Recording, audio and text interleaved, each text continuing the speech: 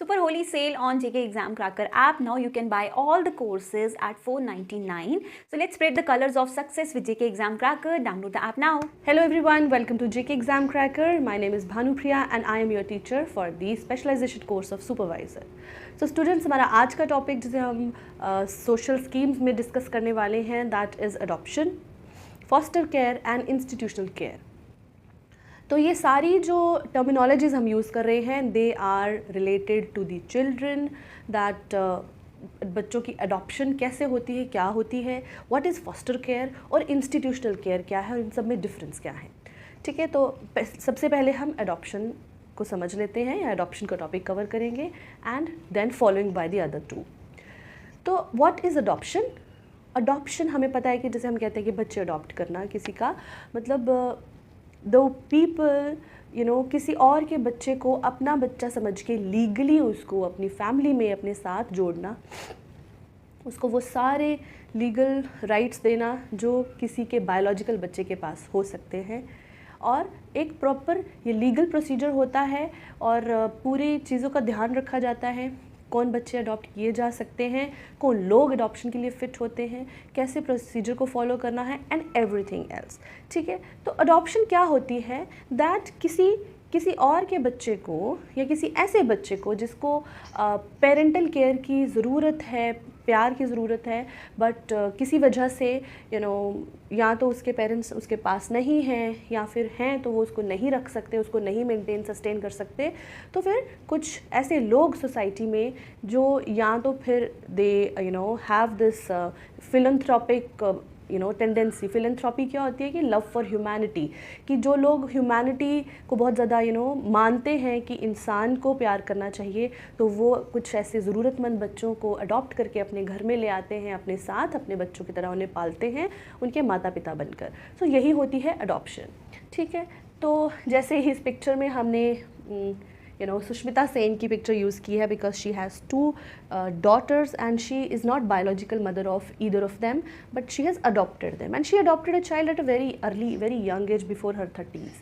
तो इसका मतलब ये नहीं है that she could not be a mother but she did not opt for giving birth to a child but she wanted the love of the child or raise a child जिसको शायद उस care की ज़रूरत थी. तो simple terminology में अगर हम बात करें तो अडॉप्शन का क्या मतलब होता है? It means the acceptance of a child of other parents to be the same as one's own child. ठीक है, तो किसी और के बच्चे को अपने बच्चे की तरह मानकर उन्हें अपनी फैमिली का, अपनी लाइफ का हिस्सा बनाना. ठीक है, तो लीगल टर्मिनोलॉजी में हम बात करें तो क्या होती है अडॉप्शन? कि आप किसी चाइल्डलेस इंसान को अपना मतलब बच्चा लेने का एक एबिलिटी, एक फैसिलिटी अवेलेबल होती है सोसाइटी में. कि for example some people who are not able to get a child biologically. ठीक है, या फिर there are like single mothers और single some people who are widowed very early and they did not have a child. तो उनको एक बच्चा पालना है तो वो किसी ऐसे बच्चे को अडॉप्ट कर सकते हैं या फिर हम अपनी हिंदी में जैसे कहते हैं गोद लेना.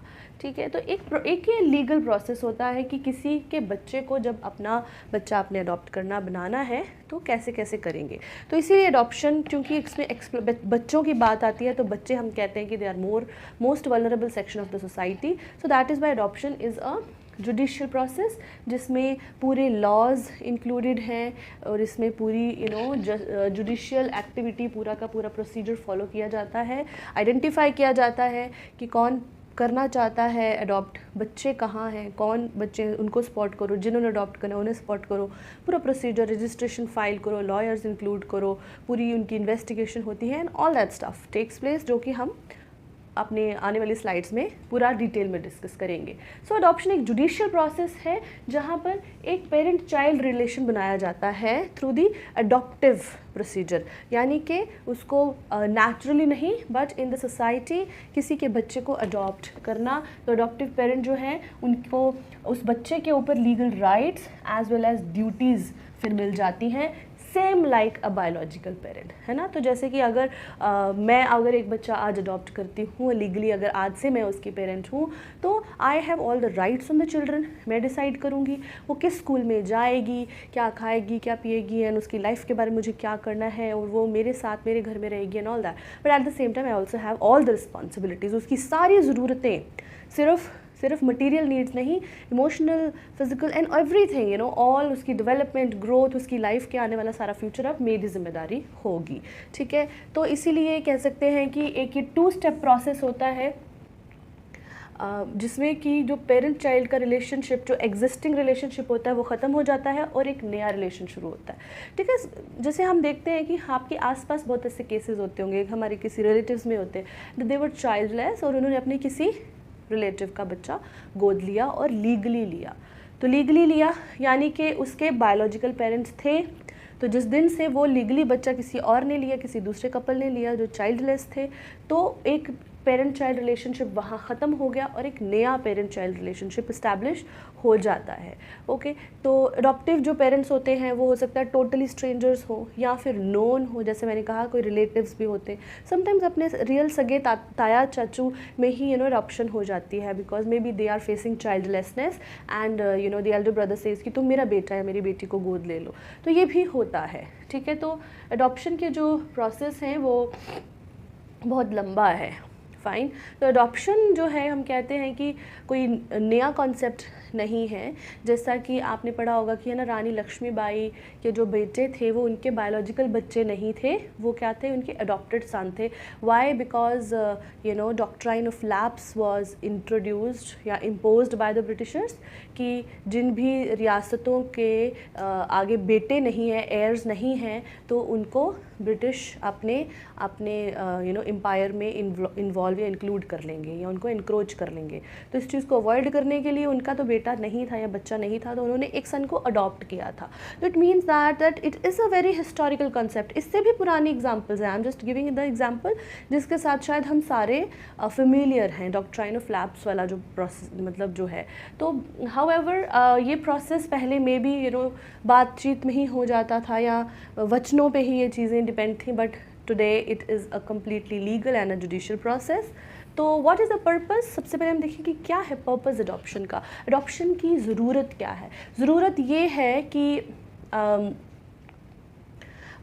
जैसे कि पहले तो हिस्टोरिकली अगर हम कहें तो इसकी ज़रूरत ये होती थी कि कुछ लोग, चूँकि पेट्रियार्कल सोसाइटी हमारी रही है, तो अपने पॉलिटिकल पावर को मेंटेन रखने के लिए लोग अडॉप्शन करते थे।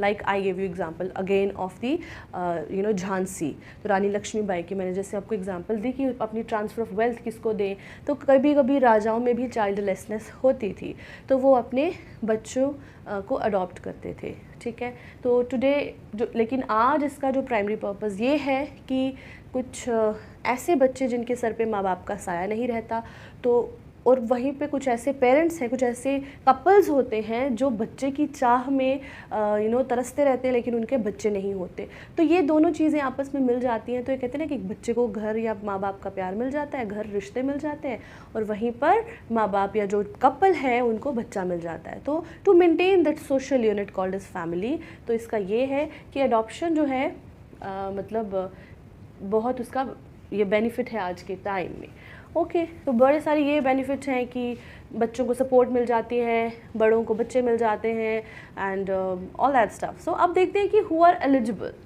एलिजिबिलिटी क्राइटेरिया क्या है फॉर अडॉप्शन अ चाइल्ड। एक बच्चे को अगर अडॉप्ट करना हो इंडिया में तो क्या है एलिजिबिलिटी क्राइटेरिया, ओके। तो सेंट्रल अडॉप्शन रिसोर्स अथॉरिटी, ये जो सबसे सेंट्रल नोडल जो एजेंसी है, दिस इज़ कारा, और एल्स जिसे हम, इसकी फुल फॉर्म है central adoption resource authority. It is the nodal agency under the ministry of women and child care. ये देखती है सारा कि एक बच्चे को अडॉप्ट करने के एलिजिबिलिटी क्राइटेरिया क्या हैं और टाइम टू टाइम उनको कैसे हमने इम्प्रूव करना है या क्या चेंज करना है। तो पहली चीज़ क्या है, citizenship. Adoption can be by an Indian citizen, non resident Indian और फॉरेन सिटीजन और सबके लिए प्रोसीजर्स अलग अलग होते हैं, ठीक है। तो इंडिया के बच्चों को NRIs भी अडॉप्ट कर सकते हैं, फॉरेन सिटीजन्स भी अडॉप्ट कर सकते हैं, इंडियन सिटीजन्स भी अडॉप्ट कर सकते हैं, और सबके लिए अलग अलग सेट ऑफ प्रोसीजर्स या रूल्स हैं। फिर मैरिटल स्टेटस, कोई भी person regardless of the gender और marital status is eligible to adoption, which means that a man, a male, a female और a third gender can also adopt a child, ठीक है। और a single person can also adopt a child. It is not required that you should be married only, ठीक है। ये चीज़ को ध्यान रखना कि मैरिटल स्टेटस या gender status is not a limitation, कोई भी एलिजिबल है। स्टेबिलिटी ये है कि अगर शादीशुदा लोग हैं तो such couples must have completed at least 2 years of stable marriage and they have a joint consent of adoption. Childlessness कोई प्री रिक्विजिट नहीं है कि सिर्फ वही कपल अडॉप्ट कर सकते हैं जिनके बच्चे नहीं हो रहे। I personally have a few friends who have given, who have had first biological child and then the second child they have adopted, and preferably a girl. Okay, so there are people in the society who live with this approach that we should or we must give name and family and love and future to at least one child in society rather than giving birth to another one. Okay, तो stability ये है कि couples के at least 2 साल stable होने, शादी के complete हो गए हों। stable मतलब कोई झगड़ा नहीं है, they have not filed divorce, और उनका ऐसा कोई बैकग्राउंड नहीं है कि जिसमें वायलेंस इंक्लूडेड हो, ठीक है। तो नेक्स्ट इज कि और दोनों का जॉइंट कंसेंट होना चाहिए, यानी husband and wife both. Age criteria की हम बात करें तो age difference between the child and adoptive parents should be at least 25 years। तो जिस बच्चे को आप अडॉप्ट करने वाले हैं और जो अडॉप्ट करने वाला इंसान है, उनका जो एज गैप है that should be minimum 25 years। It means अगर किसी को एट बर्थ किसी बच्चे को अडॉप्ट करना हो तो एटलीस्ट खुद 25 साल का होना चाहिए वो पेरेंट, ओके। अगर 5 साल की बच्ची या बच्चा आपको अडॉप्ट करना है तो आपको 30 साल की उम्र के होना पड़ेगा। Understood? Fine. So adoptive parents must be between 25 and 55 years old। Plus अगर आपकी उम्र 55 से ऊपर हो रही है तो भी आप अडॉप्ट नहीं कर सकते, क्योंकि भाई उस उम्र में बच्चा पालने की या रेज करने की उम्र नहीं होती। You are yourself needing assistance and help of others. Health की बात करें तो adoptive parents must be physically, mentally and emotionally stable, okay. ऐसा नहीं है कि खुद भी आप झगड़े कर रहे हैं एंड प्रॉब्लम्स क्रिएट कर रहे हैं और ऐसे बच्चे को घर लाके उसका उल्टा और फ्यूचर ख़राब कर दे। तो single parent adoption, single individuals both male and female can adopt a child. अब पेरेंट्स की क्या एलिजिबिलिटी है?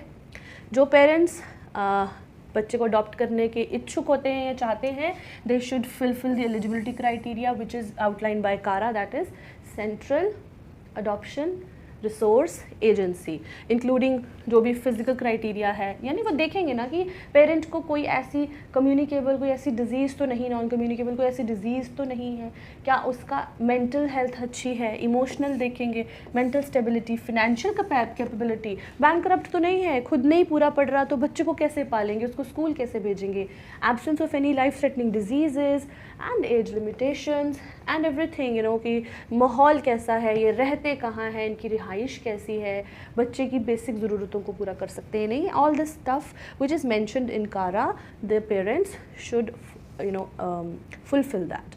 Now requirements, it is almost the same thing that we have already discussed. So it is like good physical, mental and emotional health. Financial standing आपकी strong होनी चाहिए, अच्छी होनी चाहिए, कोई लाइफ थ्रेटनिंग ऐसी डिजीज़ ना हो। A couple with 3 or more children is not eligible. If you have like up to 3 children, one can go for an adoption. But if you have like 3 children already, then you're not eligible for adopting one more child, because unless in the case of a child with special needs, unless you are going for adopting a child who is under special needs, होते हैं ना कुछ बच्चे, maybe they are mentally not stable और they are disabled with something else, तो then you can go for it. Single female may adopt a child of any gender, but a single male can adopt only a boy. तो यहाँ पे this is the catch. हमने कहा that both male and female are eligible to adopt. Single मतलब जो parent होते हैं कोई भी अडॉप्ट कर सकता है, लेकिन ये कंडीशन है कि जो फीमेल है वो लड़का या लड़की दोनों को अडॉप्ट कर सकती है, लेकिन जो सिंगल मेल है उसको सिर्फ और सिर्फ बॉय ही अडॉप्ट करना मिलेगा, because because there is, you know, a threat to the girl child even at the minimum age you can think of, and we have such cases of violence or sexual exploitation of the girls. So single parents जो है should not be older than 55 when adopting a child. तो cumulative ages of the adoptive pair should be almost 110 के cumulative से परेशान नहीं होना, यानी कि दोनों बंदे जो है ना 55 के हों तो चलेगा, यानी हस्बैंड और वाइफ दोनों, लेकिन इससे ऊपर तो obviously for one person if it is maximum 55 years, तो दो के लिए 110 से ऊपर नहीं हो सकता ना. Adoptive parents registration should be at least 18 years old, यानी कि उनकी जो रजिस्ट्रेशन है वो एटलीस्ट 18 साल पुरानी होनी चाहिए. अब इंडिया में क्या प्रोसेस है, सबसे पहले तो रजिस्ट्रेशन करानी पड़ेगी. रजिस्ट्रेशन जो है अथोराइज्ड एजेंसी के साथ होती है, सच एज़ रिपा, SPA, ये सारी रजिस्ट्रेशन अथॉरिटीज़ हैं जो कि सारा पेपर वर्क, फॉर्मेलिटीज़, वो सारा कुछ देखती हैं कि वो क्या क्या प्री रिक्विजिट्स हैं, ये एलिजिबल हैं कि नहीं है, एंड ऑल दैट स्टफ. दूसरा है कि होम स्टडी एंड काउंसलिंग होती है. फिर सोशल वर्कर जो है वो जो पेरेंट्स हैं जिन्होंने फ़ाइल किया है अडॉप्शन के लिए, रजिस्टर किया है, उनके घर जाते हैं, देखते हैं इनका घर कैसा है, इनका माहौल कैसा है, खाना पीना and all that stuff, society में, लोकेलिटी में पूरा पता करते हैं कि भाई दे आर गुड पीपल और नॉट, क्या उनकी स्ट्रेंथ्स एंड वीकनेसेस हैं, ये सारा कुछ देखते हैं, उनकी काउंसलिंग करते हैं. ठीक है. फिर रेफरल ऑफ द चाइल्ड बनता है. What is referral of the child?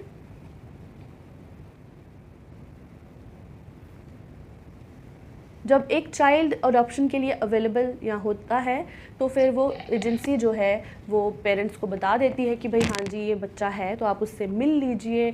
उसको इन्फॉर्मेशन दी जाती है, पूरी medical report and everything is shared, and the adoptive parents may want to spend some time. ऐसा होता है ना कि वो ऑफ एंड ऑन आते रहें, उसके साथ दोस्ती करें, फिर ग्रेजुअली हो सकता है कि बच्चे को वो लोग अच्छे लगने शुरू हो जाएँ, तो फिर एजेंसीज कहती हैं कि हाँ अभी आपके साथ कंपैटिबल हो गया है. ऐसा नहीं होता एकदम से आज ही तुम बच्चे से फाइनलाइज मिले या ये बच्चा अवेलेबल है और कल वो आप उसको अपने घर ले गए, तो थोड़ा टाइम लगता है. तो चाइल्ड को भी एक्सेप्ट करने का पूरा टाइम दिया जाता है कि जब देखते हैं कि बच्चा कंफर्टेबल हो गया है. कुछ बच्चे बड़े भी होते हैं ना, ज़रूरी नहीं है कि बिल्कुल एट बर्थ, जो एट बर्थ है उनके साथ तो कोई प्रॉब्लम नहीं होती, लेकिन जैसे कोई 4, 5, 6, 7 साल के बच्चे भी अडॉप्ट करते हैं लोग, 10, 12 साल का बच्चा भी अडॉप्ट होता है. तो इन दैट केस बच्चे का कंफर्ट और एग्रीमेंट लेने के बाद सारे डॉक्यूमेंट्स साइन कराए जाते हैं. इसमें देखा जाता है कि हाँ भाई बच्चा भी राज़ी है, पेरेंट्स तो राज़ी थे. तो फिर पिटिशन फाइल की जाती है. जब अपने लेवल पे ये सब चीज़ें हो जाती हैं फिर कोर्ट में सारे नेसेसरी डॉक्यूमेंट्स सबमिट किए जाते हैं, फाइल किया जाता है, और फिर parents take the child to a pre adoption foster care centre. Okay, understanding the child's habits with the help of the nursing staff. फिर उसके बाद पेरेंट्स मतलब धीरे धीरे बच्चे को पहले pre adoption foster care centre में लेके जाते हैं, थोड़ी देर उसको वहाँ रहने दिया जाता है. वहाँ पे पेरेंट्स रोज़ आते हैं, उसके साथ टाइम स्पेंड करते हैं, देखते हैं ये इसका नेचर कैसा है, इसकी आदतें कैसी हैं, ये खाता क्या पीता क्या है, सो दैट जब वो उसके अपने घर लेके जाएं तो उसको बिल्कुल ऐसा ना महसूस हो कि मैं ये कहाँ आ गया हूँ. Then after all this is happened, then court hearing होती है और फिर इन्वेस्टमेंट करनी पड़ती है. Specify the investment to be made in the child's name कि भाई हमने अगर ये बच्चा ले लिया है तो हम इसके नाम अपनी क्या जायदाद कर सकते हैं, प्रॉपर्टी या पैसा क्या कर सकते हैं. फिर उस सब के बाद कोर्ट से प्रूफ मिलता है एंड देन अडॉप्शन के ऑर्डर्स आते हैं. ठीक है जी, ठीक है. फिर फॉलोअप होता है, यानी कि for the next 1 to 2 years जो कोर्ट है ये ऑर्डर देता है एजेंसी को दैट आप ऑफ एंड ऑन या कभी भी जाके लाइक सरप्राइज चेक्स देके बच्चे की कंडीशन जानते रहे उनके घर पर almost for 1 to 2 years. Okay, अब क्या अडॉप्शन रिक्वायर्ड होते हैं? वेल, आप लोगों को इतनी डिटेल्स में जाने की ज़रूरत नहीं है, but we have tried to make everything available for you guys so that आपको ये ना लगे कि हमने कम पढ़ा है. And almost every required information we have put into the PDF for you. So इसमें क्या क्या डॉक्यूमेंट्स चाहिए होंगे? एक अडॉप्शन का application, photographs of the husband and wife और हुएवर सिंगल पेरेंट, फिर मैरिज सर्टिफिकेट या प्रूफ ऑफ एज, अडॉप्शन का रीज़न क्या है, लेटेस्ट कुछ उनकी रिपोर्ट्स जैसे HIV, हेपेटाइटिस की रिपोर्ट्स, इनकम सर्टिफिकेट, आपकी इनकम क्या है, residence proof, investment details, reference letters from 3 people in the society में, रिस्पेक्टफुल 3 लोगों का रेफरेंस कि हाँ भाई ये अच्छे लोग हैं, इस बच्चे का कोई नुकसान नहीं करेंगे एंड ऑल दैट। और जो भी और डॉक्यूमेंट्स एजेंसी बोलेगी वो उनको देने पड़ते हैं। तो अडॉप्शन प्रोसेस में 2 से 4 साल लग जाते हैं, फाइन, क्योंकि कभी कभी पेरेंट्स ने अप्लाई किया होता है तो बच्चा नहीं उनको मिल रहा होता अपनी रिक्वायरमेंट के हिसाब से, तो ऑल दैट स्टफ, ठीक है। तो टाइम जो है वो लग सकता है 2 से 4 साल। प्रेफरेंस ये है कि पेरेंट्स अपनी प्रेफरेंस भी दे सकते हैं कि हमें एक बिल्कुल जन्म छोटा सा पैदा होता हुआ बच्चा चाहिए, या हमें कोई बिल्कुल 6 महीने का, साल का, 8 साल का, जो भी अपनी रिक्वायरमेंट हो उसका, भाई कलर कैसा होना चाहिए, वो बॉय हो या गर्ल हो। तो इस तरह की प्रेफरेंसेस या रिलीजन की प्रेफरेंसेस बच्चे दे सकते, लोग दे सकते हैं, सॉरी कपल्स दे सकते हैं। तो there are some laws in the Indian law जो कि हमारे अडॉप्शन के प्रोसीजर को मेंटेन करते हैं, रेगुलेट करते हैं। First is Hindu adoption and maintenance act of 1956। 1956 का ये एक्ट है। इस एक्ट में Hindu, Jain, Sikhs and Buddhist cover होते हैं। Similar like Hindu marriage act 1955 में भी Hindu, Jain, Sikhs and Buddhist cover होते हैं। Next is guardian and wards act of 1890, foreign citizens, NRIs and Indian nationals who are Muslims, Christians और जूज। ओके, अब हमने बात की कि जो अडॉप्शन एंड मेंटेनेंस एक्ट 1956 है, इसमें कौन आता है बच्चों? Hindu, Jain, Sikhs and Buddhist. तो बाकी जो Muslims and Jews and Christians हैं, they are under Guardians and wards act of 1890, ठीक है। एज वेल एज इसी एक्ट के अंदर किसके लिए गाइडलाइंस हैं? Foreign citizens, NRIs and other Indian nationals, यानी कि मुस्लिम्स, जूज एंड क्रिश्चियंस। तो Juvenile Justice Act 2000, it is also a part of which deals with adoption of the children by non Hindu parents, ठीक है। Adoption laws जो हैं वो they are in accordance with the personal laws, that is why uniform civil code की मांग की जाती है कि इस तरह के जो लॉज हैं अडॉप्शन एंड प्रॉपर्टी के जो एक्ट्स हैं, सक्सेशन एक्ट्स हैं या मैरिज एक्ट्स हैं, they should B not dependent on the religions और रिलीजियस बिलीव्स, बट सबके लिए एक जैसे होने चाहिए। यही है ना यूनिफॉर्म सिविल कोड। बट अभी तक हमारे देश में यूनिफॉर्म सिविल कोड नहीं है, तो हमारे जो सिविल लॉज हैं they are according to the religion और डिफरेंट रिलीजियस कम्युनिटीज़।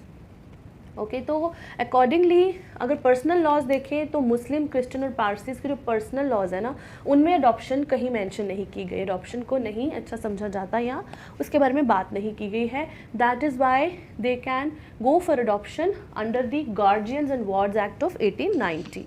फाइन, पहले हमने बताया children, Christians can adopt a child under foster care and the foster child is free to sever all relations with the guardians upon reaching adulthood, ठीक है। मतलब जो Christians हैं वो फॉस्टर केयर के अंडर भी बच्चों को अडॉप्ट कर सकते हैं, यानी फॉस्टर केयर, अब हम नेक्स्ट अपना टॉपिक इसके बाद पढ़ेंगे।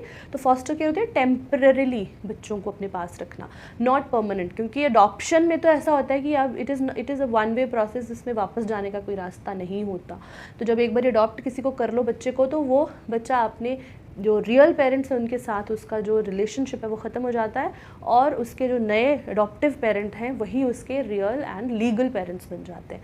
But foster care is a temporary kind of a care system. तो हिंदूज, जैन्स और बुद्धिस्ट किसके अंडर करते हैं? Under the Hindu adoption and maintenance act of 1956। तो ऑर्फन यानी जो अनाथ बच्चे हैं या जिनको छोड़ के पेरेंट्स कभी कभी है ना, कहीं मंदिर पे मिल जाते हैं, कहीं सड़कों पे छोड़ के माँ बाप चले जाते हैं, या छोटा रोता हुआ बच्चा कहीं दिख जाएगा कि पेरेंट्स लेफ्ट देम, या abused children they are governed by the juvenile justice care and protection of children act of 2015। और फॉरेन नेशनल्स या NRIs के लिए कोई स्पेशल लॉ नहीं है। So this is covered under the this act जो है Guardians and wards Act 1890। Fine, तो this is all about adoption के प्रोसीजर्स, कौन कर सकता है क्या नहीं कर सकता है, ठीक है। तो इसीलिए अडॉप्ट करना किसी का बच्चा या मतलब एक चाइल्डलेस कपल के लिए किसी के बच्चे को अडॉप्ट करके ज़िंदगी में बहुत खुशियाँ ले आ सकता है। सिमिलरली जो ऑर्फन बच्चे होते हैं या अब्यूज्ड बच्चे होते हैं, जब उनको प्यार करने वाले, उनकी केयर रखने वाले या उनका फ्यूचर को सिक्योर और ब्यूटीफुल बनाने वाले पेरेंट्स मिल जाते हैं, तो it gives a very meaningful message to the society. That is why adoption is a very beautiful process. At the same time if it is not fulfilled या उसको अच्छे से अपना वादा ना निभाया जाए तो ये गलत भी हो जाता है। तो this is all about adoption. हमारा नेक्स्ट टॉपिक है foster care. What is foster care?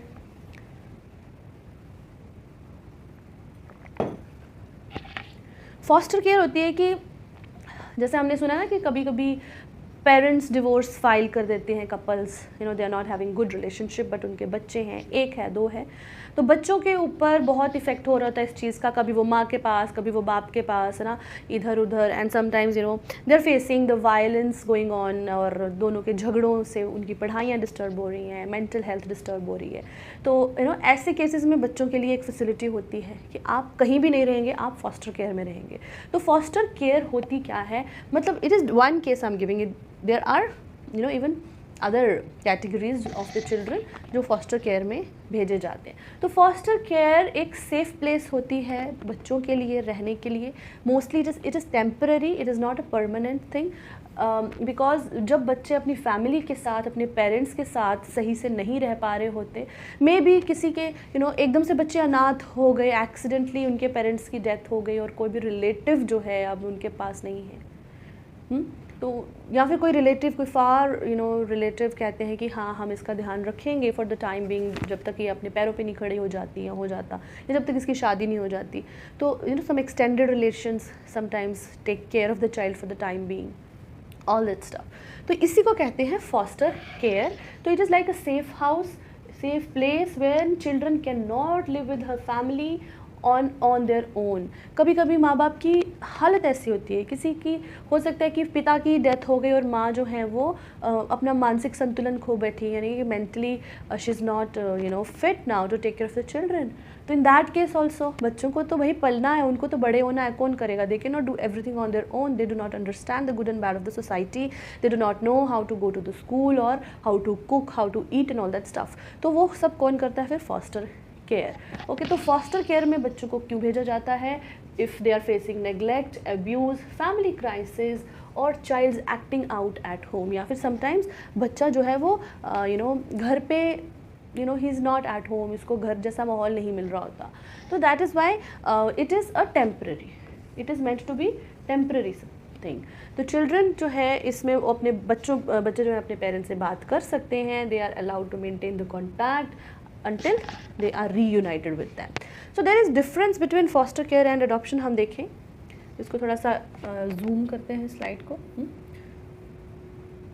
Okay, अगर हम चाइल्ड की कस्टडी की बात करें, child in custody of the agency in adoption, adoption में क्या बच्चा कस्टडी में होता है किसी एजेंसी की? नहीं, लेकिन फॉस्टर केयर में वो एजेंसी की कस्टडी में रहता है। Agency could be anything.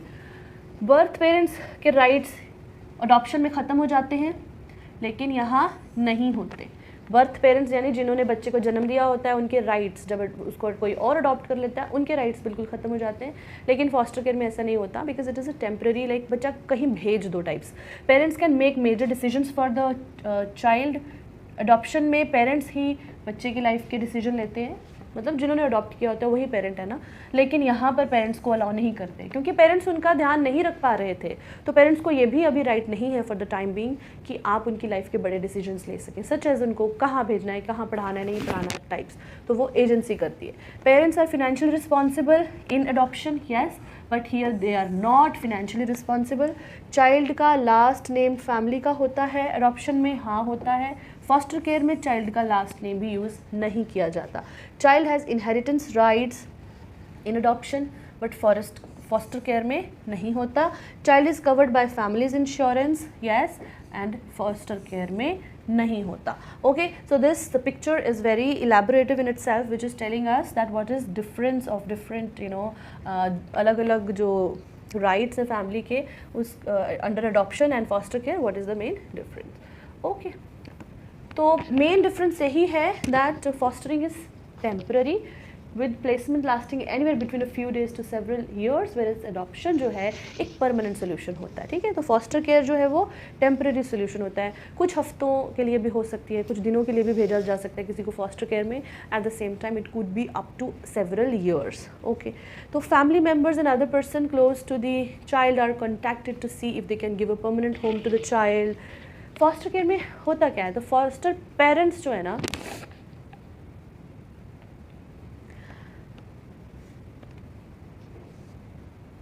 अब देखिए है ना, कभी कभी हम कहते हैं कि किसी की मासी किसी के बच्चे को ले गई है ना, और उसने अपने उसको सारी टाइम रखा क्योंकि मे बी किसी उसके फादर, रियल फादर ड्रंकर्ड थे या वायलेंट थे और वो बच्चा नहीं पढ़ पाता था। तो फॉर द टाइम बीइंग वो मासी जो है वो उस बच्चे की क्या होगी, फॉस्टर पेरेंट हो गई। तो फैमिली मेम्बर्स और जो दूसरे लोग होते हैं दे आर कॉन्टैक्टेड टू सी अगर वो बच्चे को फॉस्टर पेरेंट बन सकते हैं कि नहीं। जब ऐसा कोई केस आया कि ये बच्चा अब्यूज़ हो रहा है, इस बच्चे को केयर की ज़रूरत है और इसकी फैमिली या रियल पेरेंट्स उसके काम नहीं आ रहे, तो सबसे पहले देखा जाएगा कि क्या उसके घर में उनके रिलेटिव्स में ही कोई है जो उसकी केयर कर सकता है या नहीं। और अगर नहीं है कोई भी, फिर उनको कहा जाता है कि कोई और लोग कम्युनिटी में हैं जो इस बच्चे का फॉस्टर पेरेंट बनना चाहते हैं, you know. If not then अगर हैं तो उनको नोटिस किया जाता है, फिर उनको फॉस्टर पेरेंट्स का नोटिस दिया जाता है, उनको बुलाया जाता है कि इस बच्चे के फॉस्टर पेरेंट्स हैं। तो foster parents are used to help children grow by providing them with stability, affection, consistency and nurturing. Sometimes foster families are asked to provide permanent foster care, या फिर ऐसे कहते हैं कि अब चूंकि ये बच्चा आपके साथ इतना कंफर्टेबल हो गया, why don't you adopt him. तो ऐसा भी हो सकता है कि फॉस्टर पेरेंट्स को समटाइम्स अडॉप्ट करने के लिए भी कहा जाता है। और फॉस्टर केयर की कुछ प्रिंसिपल्स ये हैं कि बच्चा जो है अपने घर में सेफ़ नहीं था, उसको कहीं और केयर की ज़रूरत है, तो इसीलिए उनको फॉस्टर केयर में भेजा जाता है। केस टू केस ये चीज़ें डिफरेंट करती हैं, क्योंकि क्यों बच्चे को फॉस्टर केयर की ज़रूरत है, देयर आर डिफरेंट केसेस। सारे डिसीजंस, इनिशिएटिव्स और अप्रोचेस जो हैं देखी जाती हैं कि हाँ बच्चे को नहीं हो रहा, मतलब केयर उसकी नहीं हो रही। तो कैटेगरीज क्या हैं उन बच्चों की, किन किन को फॉस्टर केयर में भेजा जा सकता है। Children in the age group of 0 to 6 years जो हैं छोटे से बच्चे होते हैं, बिल्कुल है ना, अर्ली चाइल्डहुड इनका होता है, और मतलब बिल्कुल पहले 2-3 साल तक तो बच्चे बिल्कुल ही ना समझ होते हैं, दे do not know what is happening. तो मोस्टली कोशिश ये होती है कि जो छोटे बच्चे हैं उनको फॉस्टर केयर में ना भेजने की बजाय उनकी परमानेंट अडॉप्शन हो जाए तो ठीक है, कि उनको एक अच्छा घर मिल जाएगा, अच्छे पेरेंट्स मिल जाएंगे। It's not always that parents are abusive, it sometimes that they have lost parents, है ना। कभी कभी पेरेंट्स की डेथ भी हो जाती है, मे बी उनके फादर की पहले डेथ हो गई और during child birth even there was a maternal mortality, तो वो बच्चा बिल्कुल अकेला रह गया, तो उसकी एक्चुअल में केयर करने वाला कोई नहीं है। तो कोशिश ये रहती है कि इस एज ग्रुप के जो बच्चे हैं 0 to 6 years, इनको एक परमानेंट सोल्यूशन मिल जाए, सच एज प्रेफरेबली एक अडॉप्शन मिल जाए। तो लेकिन 6 से 18 साल के बच्चे जो हैं, जो कि चाइल्ड केयर इंस्टीट्यूशंस में रह रहे होते हैं, they shall be placed in foster care based on their individual care plan developing into the institution। तो 6 से 18 साल के बच्चे, उनकी अपनी अपनी ज़रूरतों के हिसाब से उनको फॉस्टर केयर में भेजा जाता है। या फिर वो बच्चे भी एलिजिबल होते हैं, children whose parents are terminally ill, किसी के पेरेंट्स को कैंसर हो गया है, और मतलब फादर को कैंसर हो गया है, माँ किसी तरह से दिहाड़ी लगा के काम चला रही है और नहीं वो कर सक रहे बच्चों की केयर, तो ऐसे बच्चों को भी फॉस्टर केयर में भेजा जा सकता है, ठीक है। तो children identified by DCPU, that this is what, district child protection unit. DCPU is district child protection unit, जिनको आइडेंटिफाई करती है किनको, जैसे कि कुछ ऐसे पेरेंट्स जिनके पेरेंट्स मेंटली इल हैं, अपने बच्चों का ध्यान नहीं रख सकते, जिनके 1 और both parents are in jail, जिनके पेरेंट्स जेल में हो, एक या दोनों पेरेंट्स अगर जेल में हो, और who are victims of physical, emotional, sexual abuse, natural disasters और डोमेस्टिक वायलेंस। तो ऐसे बच्चे भी एलिजिबल होते हैं फॉर द फॉस्टर केयर। तो बड़ी जनरल सी बात है ना स्टूडेंट्स, दैट ऑफ कोर्स ये तो समझ में आता ही है कि जिनको घर में ध्यान रखने वाला कोई नहीं है किसी भी वजह से, तो उनको टेम्परेरीली तो कोई चाहिए ही चाहिए कि उनका ध्यान रखे, जिससे कि वो अपने जो चाइल्डहुड है वो पढ़ाई कर सकें या चीज़ें अपने आप को ग्रो कर सकें। उनको चाइल्ड लेबर में ना जाना पड़े, उनको सोसाइटी अब्यूज़ ना करे। पर्सन्स कौन फॉस्टर पेरेंट हो सकते हैं? फॉस्टर पेरेंट कौन बन सकते हैं? एक married couple who have had a stable relationship for at least 5 years। Single parents में मतलब मेल और female who are not yet married, they are also eligible। members of the extended family of the child, कोई उन बच्चे की relations में कोई member, voluntary organisations और other organised persons willing to take up the responsibility of the child, and age should be between 30 years to 60 years of the foster mother, and foster father की जो उम्र है वो 30 से 65 साल की होनी चाहिए। ठीक है, तो फॉस्टर मदर जो है, जो लेडीज़ हैं, उनकी उम्र 30 से 60 के बीच हो सकती है, वेयर अडॉप्शन में 25 से 55 थी। और मेल की फॉस्टर पेरेंट होने के लिए उम्र 30 से 65 साल होनी चाहिए, वेयर अडॉप्शन के लिए वंस अगेन 25 से 55 थी। फाइन। सो कोशिश यही रहती है एजेंसीज़ की कि बच्चे की किनशिप ग्रुप में ही, यानी कि अपने रिलेशंस में ही कोई उनका फॉस्टर पेरेंट बन जाए। अब कुछ क्राइटेरिया है कि टेम्परेली बच्चों को जहाँ भेजना है वो लोग कैसे होने चाहिए। उनका इमोशनल एडजस्टमेंट बच्चों का उनके साथ सेफ़ और हेल्दी होना चाहिए। इमोशनल स्टेबिलिटी बच्चे को फील हो, जहाँ पर फॉस्टर पेरेंट्स के पास अच्छी इनकम होनी चाहिए, वेरी इंपॉर्टेंट। क्योंकि एक एक्स्ट्रा जब आप अपनी ज़िम्मेदारी उठा रहे हो तो आपके पास इनकम तो होनी चाहिए ना, तभी आप जिम्मेदारी उठाएंगे। Medical reports of all the members of the family, जहाँ पे फॉस्टर फैमिली जो बच्चे की होने वाली है उनकी सबकी मेडिकल रिपोर्ट चेक करेंगे वो, कि कोई उनको ऐसी कम्युनिकेबल या कोई ऐसी डिज़ीज़ तो नहीं है सच एज HIV, TB और हेपेटाइटिस बी, जो कि bच्चे की लाइफ के लिए थ्रेटनिंग हो सकता है, क्योंकि उनके साथ वो रहेगा तो उसको भी वो बीमारी लग सकती है। फॉस्टर पेरेंट्स के पास कैपेसिटी होनी चाहिए, मतलब उनकी इतनी काबिलियत होनी चाहिए कि वो बच्चे को अच्छे से पाल सकें, उसको कपड़ा, रोटी, न्यूट्रिशन, उसका हेल्थ और उसकी एजुकेशन, फ्यूचर, हर चीज़ का ध्यान रख सकें। The home should be have adequate space and facilities, बच्चे के लिए भी जगह होनी चाहिए उस घर में, ऐसा नहीं है कि उसको कहीं कोने में फेंक दे ला के। Foster care family should be willing to follow the rules, यानी मतलब जो भी पीडियाट्रिशियन यानी फॉस्टर केयर इंस्टीट्यूशंस के अंडर जो भी रूल्स हैं कि बच्चे की हेल्थ को आपने ऐसे मेंटेन करना है, ये करना है, उन सब चीज़ों को उनको मानना पड़ेगा। They should be willing to attend training programmes, बच्चे को रेगुलर चेकअप्स के लिए ले जाएं, मतलब पूरी तरह से बच्चे का ध्यान रखना है, कि ऐसा नहीं है कि आप ध्यान ही रख रहे बच्चे का। Okay. Foster carers should agree not to use corporal punishments to discipline the child in the placement. Corporal punishment में आप बच्चे को मार के नहीं चीज़ें सिखाओगे। अगर आप कल को आप पकड़े जाते हो, आप कहोगे कि भाई बच्चा है, इसको अब डिसिप्लिन तो करना है, तो मार के ही होगा। तो फॉस्टर केयरर्स जो हैं वो एक्सपेक्ट ना करें कि वो बच्चे से काम करवाएंगे एंड ऑल दैट। तो ये कुछ बेसिक सी चीज़ें हैं, they are not need to be learned but understood, so that we have put them in points. अगर आप पैराग्राफ में बनाएं तो it is not going to be very long. तो आपको ये चीज़ें समझनी है दैट फॉस्टरिंग करनी है। अगर किसी को आपने काइंड ऑफ टेम्परेरीली शेल्टर देना है और टेम्परेरी समझ के उसके ऊपर आप अत्याचार नहीं करोगे कि हम एहसान कर रहे हैं उसके ऊपर। Okay, what is now the procedure. सबसे पहले तो किसी बच्चे का फॉस्टर केयर पेरेंट बनने के लिए आपको रजिस्ट्रेशन करनी है। रजिस्ट्रेशन की जाएगी of the prospective foster parent at district child protection unit. ठीक है, जिस भी एरिया में वो पेरेंट रहते हैं वो अपनी डिस्ट्रिक्ट के DCPU में जाकर रजिस्ट्रेशन करेंगे। फिर कुछ डॉक्यूमेंट्स उनको अटैच करने होंगे which are here, okay, such as आपका ID card, marriage certificate if you are married, photograph, medical reports, income certificate.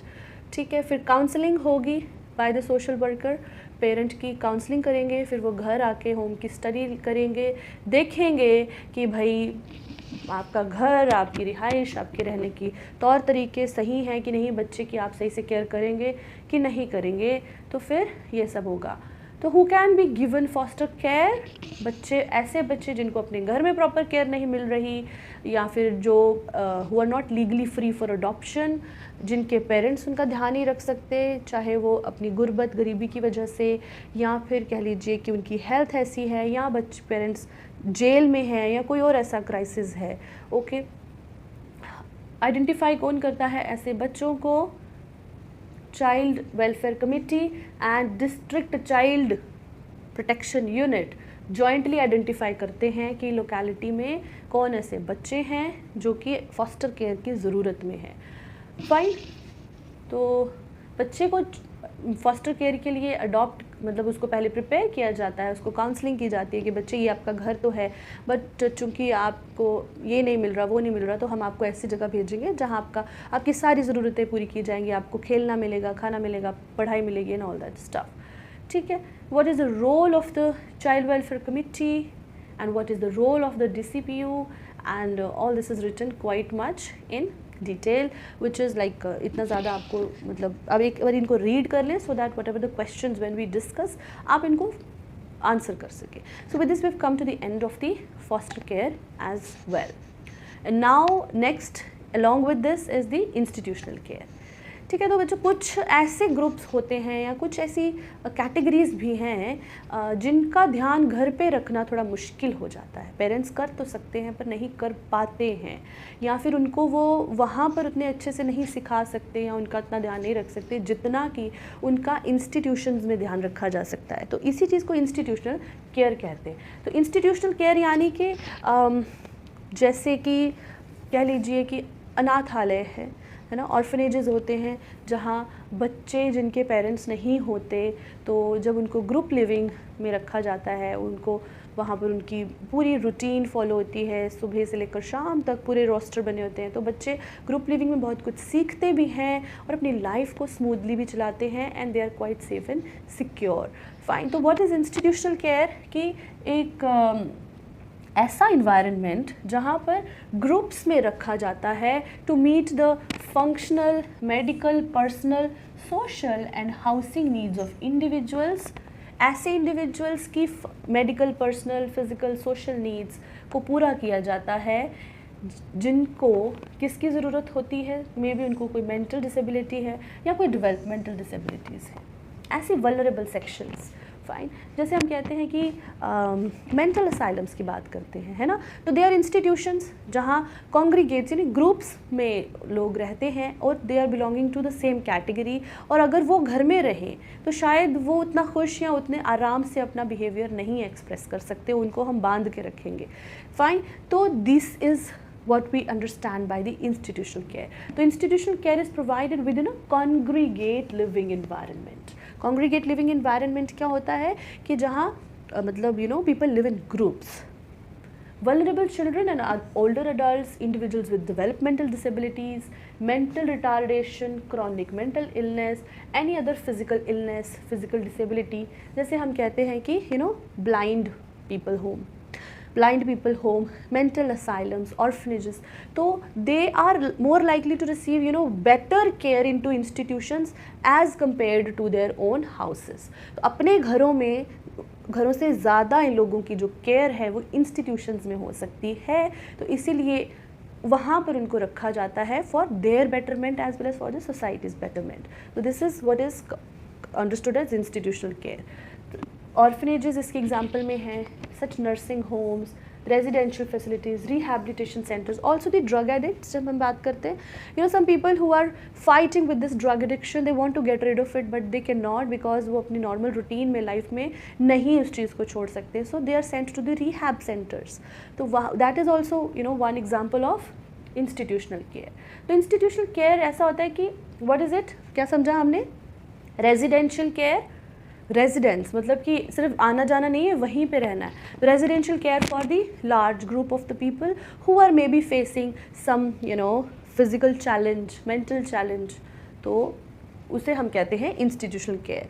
और ऐसा क्यों, उनको वहाँ क्यों रखा जाता है? क्योंकि उनकी जो ज़रूरतें हैं, the people with the physical, mental, developmental disabilities, they are better met at such institutions. ऐसे इंस्टीट्यूशंस पर ज़्यादा अच्छे से उनका ध्यान रखा जाता है। जैसे हम ब्लाइंड होम्स की बात करें तो ब्लाइंड जो है ना, तो उधर क्या होता है कि उनके the tracks are friendly, other people are also blind, they can talk, they can express, उनकी ज़रूरतें, उनकी एक्टिविटीज़ उस हिसाब से डिज़ाइंड होती हैं that they can participate in to them. अगर हम मेंटल असाइलम्स की बात करें या जैसे ऑटिज़म जिन बच्चों को होता है, तो देयर एक्टिविटीज़ आर डिज़ाइंड, उनके लिए मेडिकल ट्रीटमेंट भी वहाँ पर अवेलेबल होता है, डॉक्टर्स आते हैं, जो हेल्प उनको चाहिए वो उनको आराम से वहाँ पर मिल जाती है, जो कि अदरवाइज़ एक फैमिली में जो रूटीन जिनका काम है उसमें उन लोगों की उतने अच्छे से केयर नहीं हो सकती. Okay, so like it is this quote is written by Nelson Mandela that there can be no keener revelation of a society's soul than the way it treats its children. यानी कि जैसे हम orphanages की बात करें कि अगर किसी सोसाइटी का आपने समझना है कि इसकी आत्मा कैसी है, ये अंदर से कैसा है ये समाज, तो आप ये देखिए कि ये अपने बच्चों को कैसे ट्रीट करते हैं. तो जो बच्चे इंस्टीट्यूशंस में रहते हैं, यानी अनाथालय जिसे हम कहते हैं, ऑर्फनेजेस कहते हैं, they are isolated from the community. ऑफर मोस्टली ऑर्फनेजेस आर फार, मतलब बच्चे अपने जो रिलेटिव्स हैं उनसे तो बहुत दूर रहते हैं because their parents are no more into this world. So वहाँ पर उनका पूरा ध्यान रखा जाता है कि किस एज ग्रुप के बच्चे को क्या ज़रूरत है, और इसको चलना है, खाना है, पीना है, बोलना है, and all that stuff. So उसकी पढ़ाई and everything. Siblings are often separated and children are segregated and on the basis of age, gender and disability. Institutions जो हैं वो they are on the basis of age, on the basis of gender and disability. फिर if you any one of you from Jammu, अगर आपने orphanages को visit किया है जो कि आई थिंक करण नगर में है, तो यू सी कि वैसे तो एक ही बड़ा ऑर्फनेज है, बट उसमें भी दे आर कैटेगराइज्ड. बॉयज़ के लिए अलग है, गर्ल्स के लिए अलग है, एज ग्रुप के लिए अलग है. तो वो है ना, on the basis of gender and age they are categorised. और वहाँ पर 24 आवर उनकी केयर की जाती है. वार्डन्स होती हैं. Unrelated children live together. What do we mean by unrelated? That we do not know, they do not have any relation to each other, but one relation, that they are all orphans, और if they are all disabled, कोई एक किसी ना किसी तरह से वो सारे ही डिसेबल्ड होंगे. तो different types of institutions that care for are dependent and neglect children. ऐसे बच्चे जो दूसरों पर डिपेंड होते हैं या फिर जिनका नेग्लेक्ट हो रहा होता है. Physically handicapped children, developmentally delayed children, कुछ बच्चे जिनकी डेवलपमेंट नहीं हो रही होती, जुवेनाइल डेलिंक्वेंट चिल्ड्रन और इमोशनली डिस्टर्ब्ड चिल्ड्रन. तो ये सारी कैटेगरीज हैं उन बच्चों की जो उनको उन इंस्टीट्यूशनल केयर में रखा जाता है. तो some of the characteristics that institutional care की कुछ क्या फीचर्स हैं, दैट इसमें ग्रुप लिविंग होती है, सर्विसेज स्टैंडर्डाइज्ड होती हैं. स्टैंडर्डाइज का मतलब कि सबको एक जैसी मिलती हैं, ठीक है.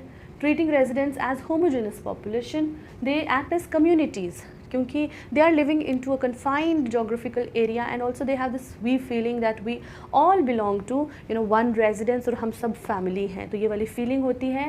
And there are formalised standards of care quality. अगर आप इंस्टीट्यूशन ऐसे इंस्टीट्यूशंस में अगर कभी गए हो या आपको जाना मिले, आप देखेंगे कि वहाँ पर लिखा होता है कि हमें इतने किलो ये चाहिए, बिकॉज उनकी पूरी डाइटरी रिक्वायरमेंट्स का ध्यान रखा जाता है. तो पूरा केयर क्वालिटी का पूरा फॉर्मलाइज स्टैंडर्ड होता है. हर बच्चे को साबुन की ज़रूरत है, टॉवल की ज़रूरत है, जो भी.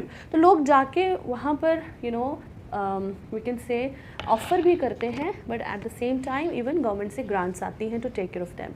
इंस्टीट्यूशनल केयर में इंडिपेंडेंट लिविंग होती है, असिस्टेड लिविंग होती है, नर्सिंग होम्स हो सकते हैं, या फिर रिटायर्ड कम्युनिटीज़ भी होती हैं, है ना. अब ये भी तो एक बहुत बड़ा प्रॉब्लम हो गया है ना हमारी सोसाइटी का, that the parents are getting older and children are leaving them and leaving behind alone. तो कईयों के तो पेरेंट्स बुज़ुर्गों को बच्चे घर से निकाल देते हैं. आजकल ये इंसिडेंट्स हमें लगता है कि शायद कम होते होंगे, बट अगर आप वृद्धाश्रम में जाके देखें तो इतने ज़्यादा बुज़ुर्ग हैं, इतने ज़्यादा बूढ़े लोग होते हैं कि हमें मतलब समझ ही नहीं आती कि कौन लोग हैं इनको जो घर से निकाल देते हैं. तो दैट इज़ ऑल्सो लाइक, है ना, क्योंकि आपकी जो डेवलपमेंट है, आपकी जो एज है वो इस लेवल पे है कि now you can not do anything. तो आपको इंस्टीट्यूशनल केयर की ज़रूरत है क्योंकि आपकी फैमिली अब आपके साथ नहीं है. सो नेगेटिव इफ़ेक्ट्स इसके कुछ हो सकते हैं. As mention that institutional care में हो सकता है कि इमोशनल, कॉग्निटिव और फिजिकल डेवलपमेंट डिले हो जाए, क्योंकि if proper and equal attention is not given to all the children, है ना. जैसे ऑर्फनेजेस की बात करें तो जहाँ छोटे छोटे बच्चे होते हैं, तो अगर जो केयर गिवर्स हैं या जिनकी ड्यूटी होती है ना, अगर वो पूरा ध्यान नहीं दें तो हो सकता है कि उनकी इमोशनल, कॉग्निटिव और फिजिकल डेवलपमेंट जो है वो डिले हो जाए. There is risk of developing challenging behaviours and being victims of abuse. ऐसी जगहों पे बच्चों के साथ अब्यूज़ भी होता है, मारना उनको, या physical sexual abuse with the girls और anything, they can also become victims of that. क्योंकि एक तो वो ऑलरेडी वहाँ पे केयर लेने आए थे और वहाँ पर अगर उनके साथ अब्यूज़ होगा सो दे नो दैट हम किसके पास हेल्प के लिए जाएंगे, we do not have a family, उनको इतनी परमिशंस नहीं है कि वो प्रीमाइसेस को छोड़कर तो पुलिस ऑफिसर्स के पास जाएँ and all that stuff. Lack of suitable individualised care, है ना, सबको वो सूटेबल करे जो वहाँ पर माहौल है, ज़रूरी नहीं है। Lack of stimulation, harsh discipline, school attend अच्छे से होगा या नहीं होगा इसका भी रिस्क होता है। They are frequently isolated from their traditional communities, they lose their traditions, their culture, and there is a structural neglect also, क्योंकि we see that there are very less efforts made on the part of the government and other, तो structurally भी अगर हम देखें तो there is a neglect। अब लेकिन institutional care किस तरह से काम करती है for the welfare and well being of the children, that there are manpower for जिस डिप्लॉय होती है, एम्प्लॉयज़ होते हैं जिनको अपने अपने रोल्स डिवाइड किए होते हैं, सोशल वर्कर्स होते हैं, मेडिकल ऑफिसर्स जाते हैं वहाँ पे रेगुलरली उनके चेकअप्स करने के लिए, वर्कशॉप्स वहाँ पे ऑर्गेनाइज होती हैं, psychologist to know or to understand if they are facing any psychological issue, या उनको aware करने के लिए कि how to deal with your anxieties and stress and all. Vocational teachers and special educators, they impart skill based vocations, जैसे बच्चों को वहाँ जाके कोई स्किल सिखाएं सो दैट वो कल को अपने हम कहते हैं कि हाथ सीधे कर सकें, कुछ काम उनको आता हो तो। And teachers, up to 5 to 6 qualified teachers for the language subjects are required, all that stuff. Well this picture is just like एक फ्लो चार्ट टाइप है जो मैं बता रहा है कि इंस्टीट्यूशनल केयर में क्या क्या इंक्लूड हो सकता है। Now there are some goods and bads of the institutional care. तो पहले हम प्रोज देखते हैं।